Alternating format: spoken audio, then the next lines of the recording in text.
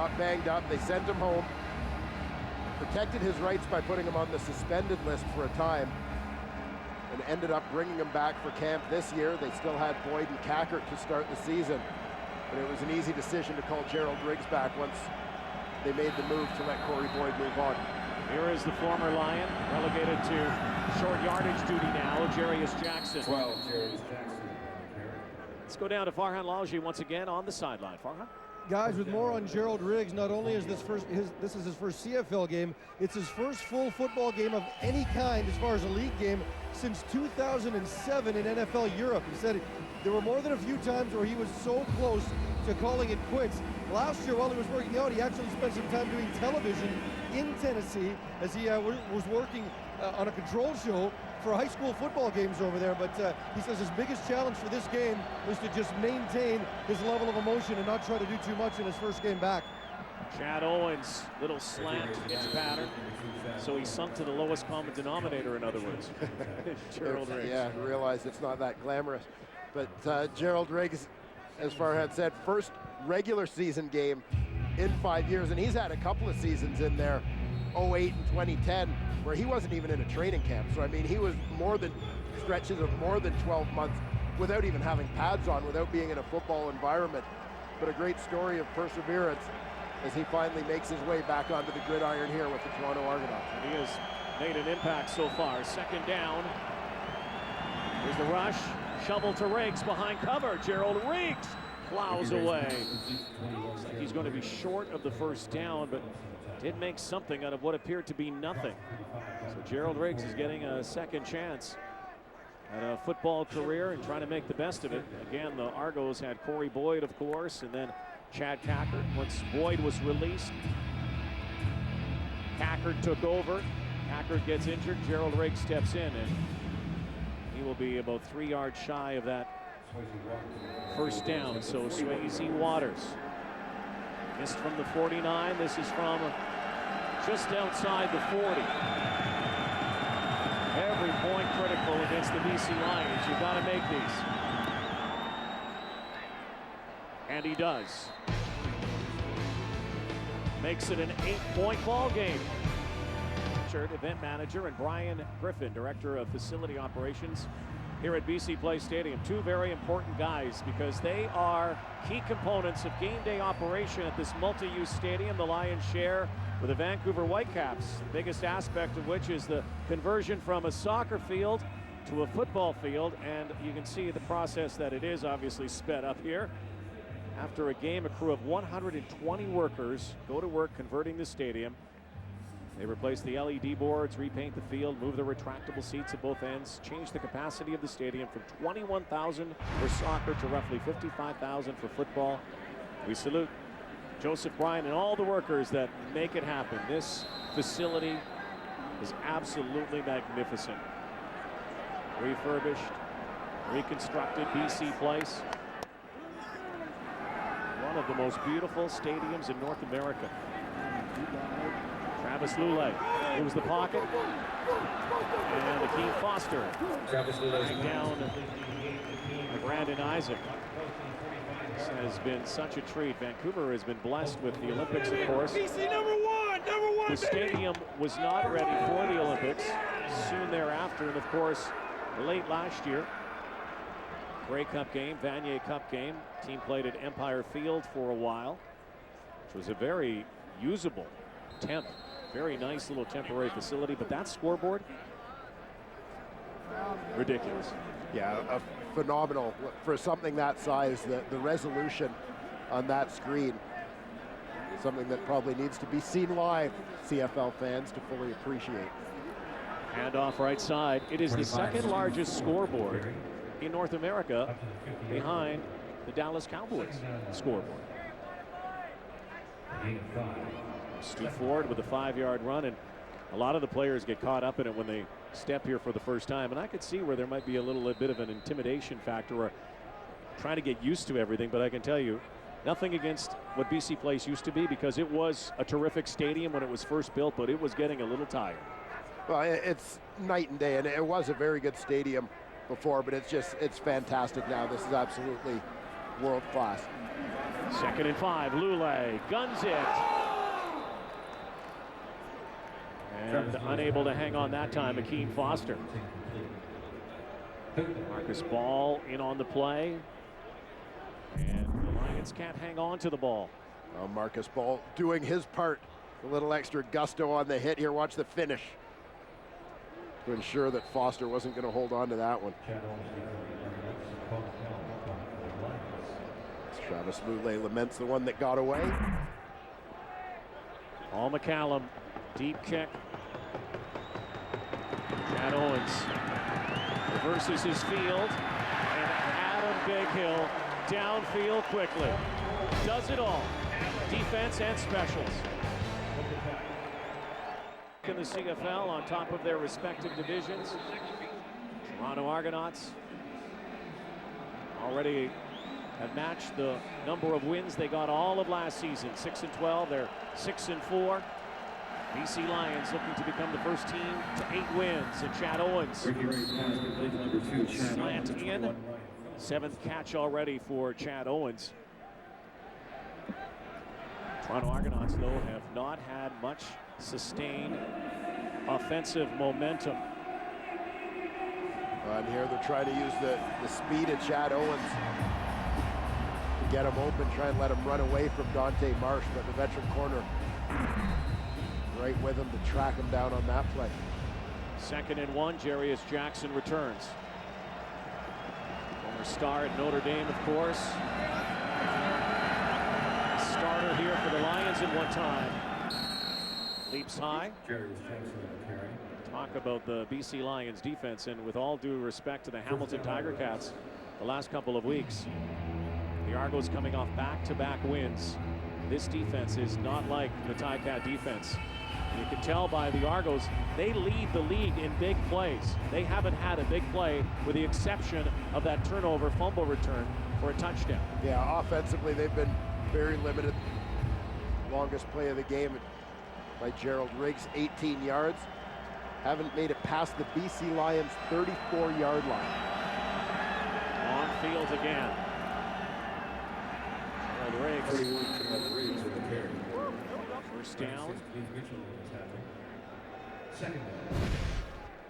Here's what the Argos were like last year after 10 games. It was nightmarish, to say the least. Quarterback carousel began. This was around the time of Cleo Lemon dissatisfied with the Argos, and the Argos dissatisfied with Cleo Lemon. Yeah, it was pretty much exactly this time. Cleo Lemon, after that September 2nd game in the Rogers Center in Toronto between these two teams, Cleo Lemon was let go after being benched at halftime. Ray batted down. Another pass knocked down by that front four. Leaf Mitchell. Long arms of number 96 come into play here. And you heard Doug Brown in studio before this ball game calling for big number 96 to get things going. Leaf Mitchell,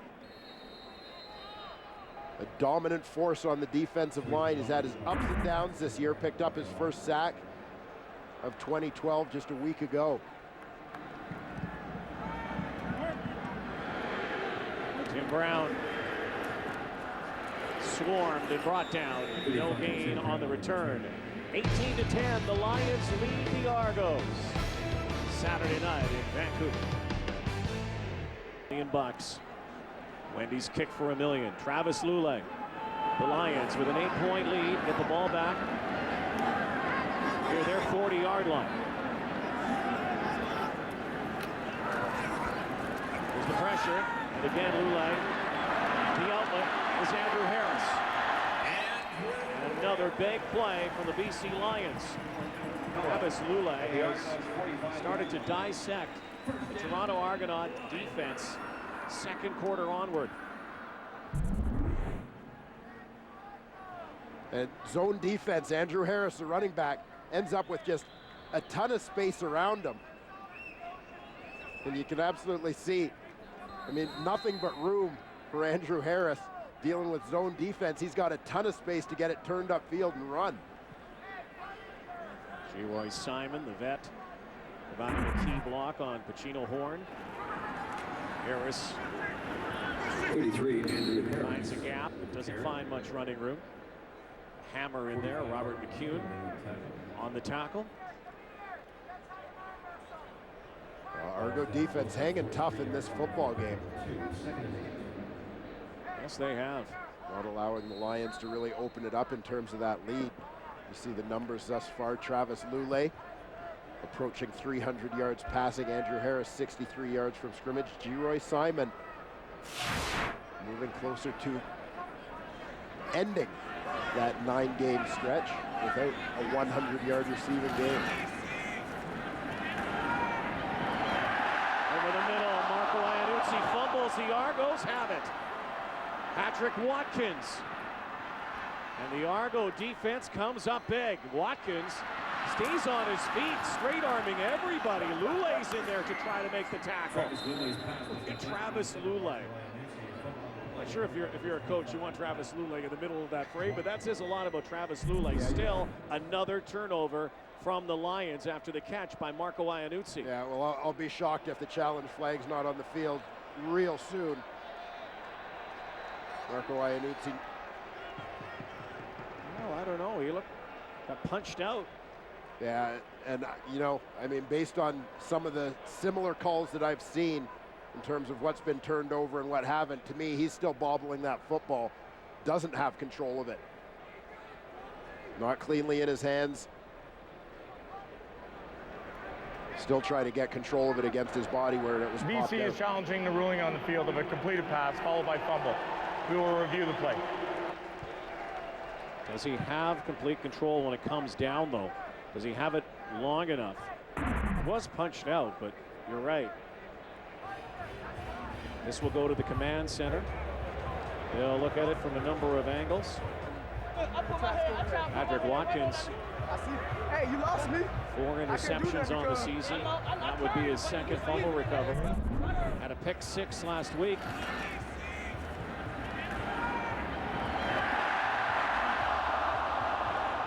And when you see that at full speed and factor in the element of time, strictly my opinion, but I don't see that one being ruled a completed pass. I think the Lions are going to catch a break here.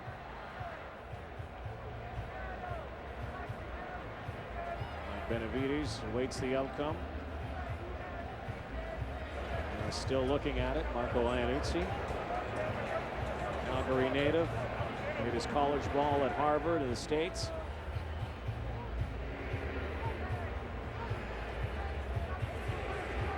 I guess the bone of contention would be when it came down in his hands after the initial bobble. Was it long enough? Yeah, and I think the full speed replay gives you the answer to that. I mean, that angle shows you that he was still fighting with the football, trying to secure it. But the full speed shows you exactly how quickly all of that happened. You realize that he never did have control of the football. But again, I mean, I've seen some calls over the last couple weeks in similar situations that have gone very differently, where they've been ruled differently by the command center than what I would have thought. Decision time. After review, the ruling on the field stands. First down, Toronto. There you go. I'll say another flat one. out, I disagree. Hey, yeah, we're here. I guess, again, you know, you looked at that last replay in slow motion, albeit. Looked like he had clutched it, but regardless, there's the clutch. Regardless, the Argos force another turnover. 3 from the Lions. Uncharacteristic. And likely procedure violation here was. It looked like Chad Owens was offside on the play, in the right slot.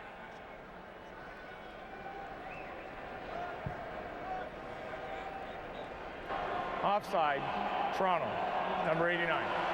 5-yard penalty, remains first down. It doesn't happen very often that a team wins a ball game and loses the turnover battle, but right now the Lions are leading the game, but also have 3 more turnovers than the Argos, who've played a clean football game. They're down 8. 4 minutes minutes to go, third quarter. Ray, deep drop, and will go deep. And caught by Watt. Biggest play for the Argos inside the 30-yard line. Finally, a big play from a team that is used to making big plays. Spencer Watt hauls it in, 45-yard pickup. And great focus on the football here from Spencer Watt, getting a chance to play in front of friends and family. The Windsor High School grad from here in North Vancouver. Goes up, gets that football at the highest possible point, secures it before his landing. Great effort here by the third-year Argo. Furthest the Argos have been all game offensively. Ray's got time. And he looks, and unable to hang on is Maurice Mann's first look at the football today. That's the first time that Ricky Ray has thrown in his direction. Another one that was up for grabs, and Mann almost came down with it. Yeah, Mann looked like he was in perfect position for this when he had a step in behind. Anthony Reddick had his hands cleanly on the football, just couldn't squeeze it. So the Argos spy something here offensively and have gone deep on 2 occasions. Second down and 10 from the BC 30. Chad Owens, top of your screen, in motion now. Ray, pump fake. Now have to go backwards, and will throw it away. And it did get over the line of scrimmage. So a good choice there by the veteran Ricky Ray. Very close to being sacked. A lot of times in this Argo protection scheme, they've got the slot back. Often, Mike Bradwell is the guy. He's being asked to step up in pass protection here. Anthony Reddick is coming with such speed and from such depth. He's got momentum. Even with the cut block, he's flying over top. That's effective. The quarterback, Ricky Ray, the situation. You'd like to see the receiver, Bradwell, step up and take on Reddick a little bit closer to the line of scrimmage so it's not affecting his quarterback. Swayze Waters, the guy who came in to fill in for Noel Prefontaine when he got hurt, has done a lot of this. The Argos creep a little closer in Vancouver.